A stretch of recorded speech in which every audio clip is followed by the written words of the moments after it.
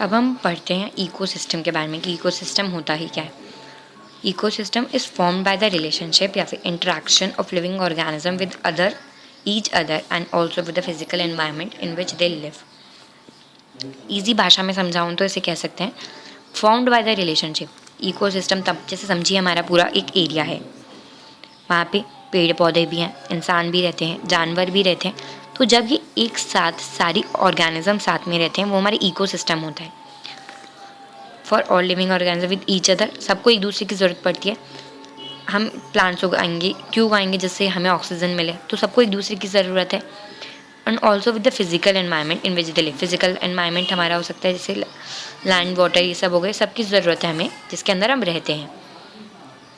May be large as rain forest.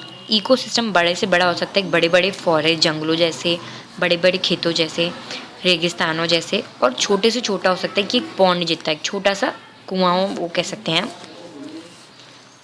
Ecosystem होता है transfer of energy.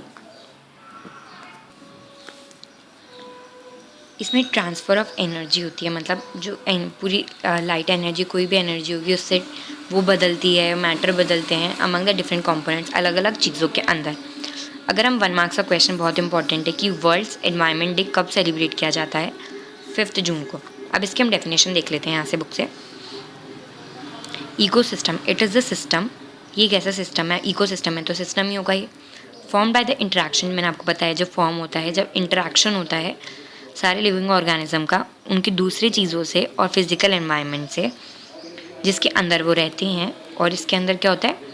Transfer होता है एनर्जी का, और मैटर कह सकते हैं हम, यहाँ पे मटेरियल भी कह सकते हैं।